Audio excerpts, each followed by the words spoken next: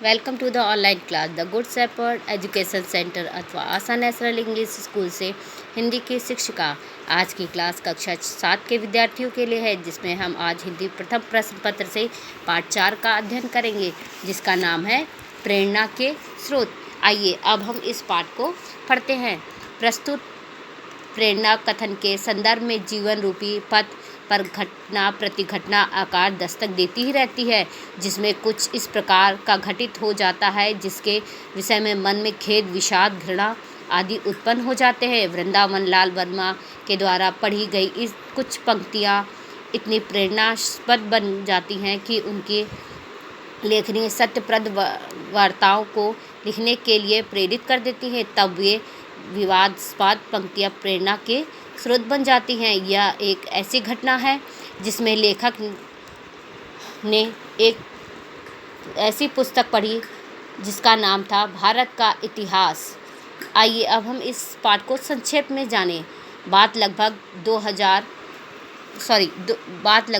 1902 की है। मैं तब ललितपुर के मिडिल स्कूल की कक्षा 5 या 6 में पढ़ता था। अंग्रेजी की पढ़ाई तीसरी कक्षा से शुरू होती थी। 5वें 6ठे दर्जे में भारत का इतिहास अंग्रेजी में पढ़ाया जाता था। यह पुस्तक का दाम 12 रुपये था।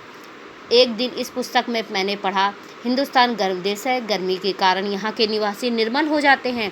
इस कारण सर्द मुल्क के लोग इस पर आकर हिंदुस्तानियों को हरा के इसमें अपना कब्जा कर लेते हैं। मेरी समझ में तो यही आता है कि इसका यह अर्थ हुआ कि हमारा देश सदा अंग्रेजों की गुलामी में ही रहेगा।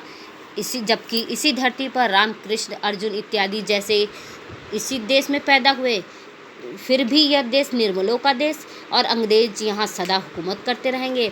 इस तरह उस छोटे से बालक ने जब पुस्तक बड़ा गुस्सा आया, पेंसिल से के साथ उस पन्नों को काटा और काट के फाड़ डाला।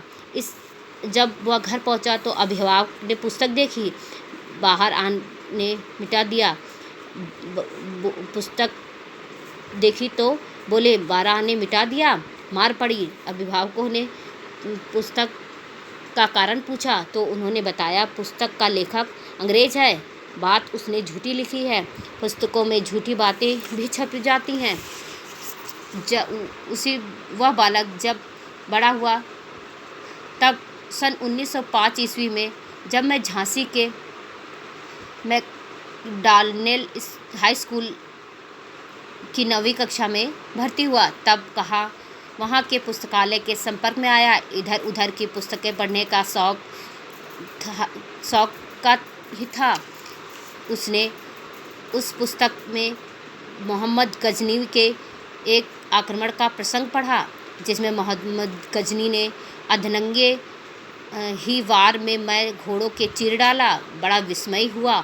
इस गर्म देश के अधनंगे धक्कारों ने सर्द मुल्क के कवचधारी आक्रमणकारियों को पलक मारने में जितनी देर लगती है, उतने समय में मैं घोड़ों के चीर डाला। तब लेखक ने उसमें लिखा था कि हम हिंदुस्तानियों में सत्य का पालन सीख सकते हैं। मैं भूल गया तो हम ठंडे मुल्क वालों को ना तो केवल हरा सकते हैं बल्कि उन्हें कुछ सिखा भी सकते हैं। यह सोचकर मैंने बुंदेलखंड की पृष्ठभूमि पर लिखने के लिए सोचा। कास्ट का सिद्धांत था कि कुछ भी लिखने के लिए पहले विषय का पूरा अध्ययन करो, फिर तत्संबंधी स्थानों का अच्छी तरह निरीक्षण करो। यही सिद्धांत पर चलने की सदा कोशिश की और मैं पूर्व के इतिहास या आज के व्यक्तियों को उनकी बड़ाई के लिए नहीं चुनता, आधुनिक समय की समस्याओं को भी रखता हूँ। समस्याओं का हल स्वयं बहुत कम दे पाता हूँ, पाठकों के ऊपर छोड़ देता हूँ। मनोरंजन के रास्ते में शायद वे मनोवांछित हल पर पहुँच जाएँ। अब आपका होमवर्क, आप इस जीवन परिचय को अपनी कॉपी पर लिखिए और अपने बुक से संबंधित शब्दार्थों को और अपने बुक से संबंधित एक्सरसाइज को आप स्वयं कीजिए। नेक्स्ट वीडियो में हम आपको पाठ से संबंधित प्रश्नोत्तर कराएंगे। धन्यवाद।